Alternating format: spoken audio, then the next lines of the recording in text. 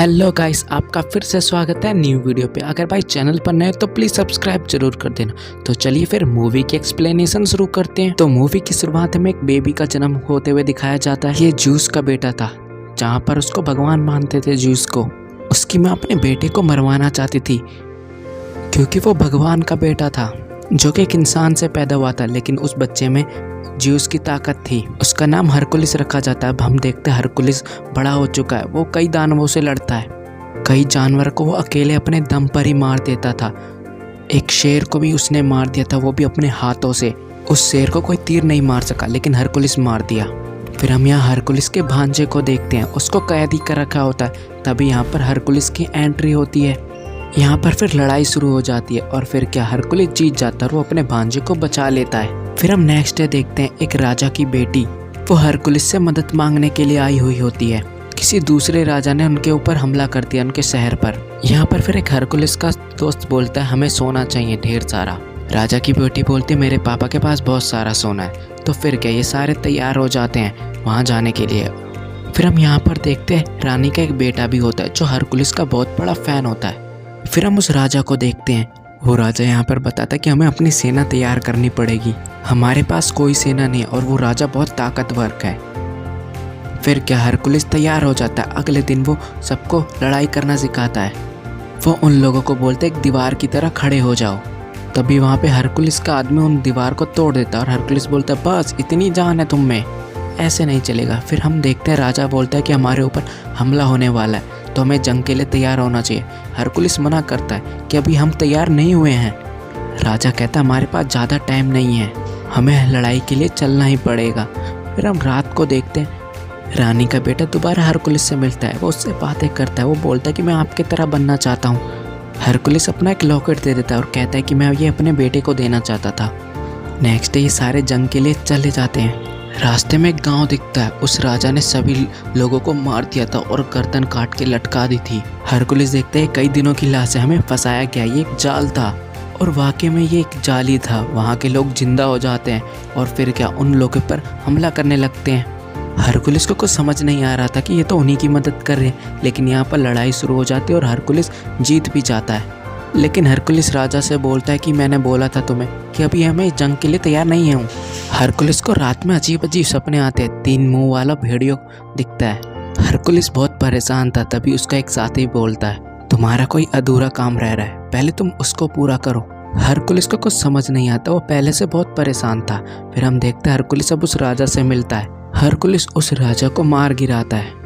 ये जंग हरकुलिस की सेना जीत जाती है। फिर हम देखते हैं हरकुलिस उसको राजा के पास ले जाता है। यहाँ पर वो राजा बोलता है कि तुमने बहुत बड़ी गलती कर दी।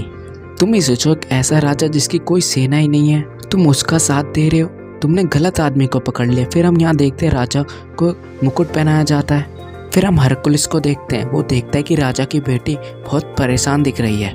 अब हरकुलिस उस राजा की बेटी से पूछता है कि क्या चल रहा है यहाँ पर, तुम्हें इतनी दया क्यों आ रही है उस बंदे पर। यहाँ पर राजा की बेटी बताती है कि वो मेरे हस्बैंड का खास आदमी था, उसको मेरे बाप ने जहर मिला के मार दिया। वो राजा बनना चाहता था, मैं मजबूर हूँ अपने बेटे की वजह से। वो राजा बेकसूर है, मेरा बाप ही बहुत बड़ा खूनी है। अब यहाँ पर उस राजा का मेन आदमी देख लेता और बोलता है हरकुलिस आपको राजा जी याद कर रहे हैं। राजा हरकुलिस से कहता है कि तुम मेरे खास आदमी बनोगे, मेरा पूरी दुनिया में राज होगा और तुम मेरे खास आदमी रहोगे। हरकुलिस यहाँ पर बिल्कुल मना कर देता है, कह रहा है मैं तुम्हारा साथ नहीं दूंगा।